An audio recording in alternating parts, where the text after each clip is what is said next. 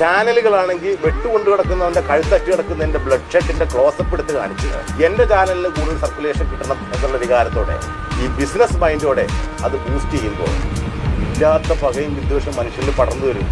മാനൂർ നടക്കുന്നൊരു കൊലപാതകത്തെ പത്രത്തിൻ്റെ 5-ാം പേജിലോ 6-ാം പേജിലോ ഒരു ചെറിയ വാർത്തയായിട്ട് കൊടുത്ത് എഴുതി തള്ളിക്കളയണം.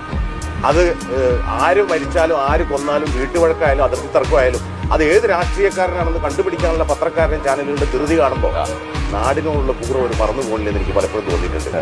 അവരത് ഏത് രാഷ്ട്രീയക്കാരെങ്കിലും ആവട്ടെ, CPM-കാരൻ BJP-കാരനെ കൊന്നൊന്നോ RSS-കാരൻ കേരള കോൺഗ്രസ്സുകാരെ കൊന്നൊന്നോ എഴുതാതെ മനുഷ്യനെ കൊന്ന കഥയായിട്ട് എഴുതണത്. മനുഷ്യർ മരിച്ചിട്ട് കുറെ കാലം അവിടെയൊക്കെ രാഷ്ട്രീയക്കാരെ മരിക്കുന്നത്. മനുഷ്യനെ മറന്നു പോകുന്നു മാധ്യമങ്ങൾ, പത്രക്കാർ.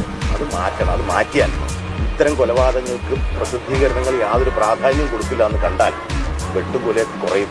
പണ്ട് നക്സലേറ്റുകളുടെ ആക്രമണത്തിന് ഒരു അവസാനം അറുതി കണ്ടുപിടിക്കാൻ ഈ മാർഗം സ്വീകരിച്ച് സക്സസ് ആയതാണ്.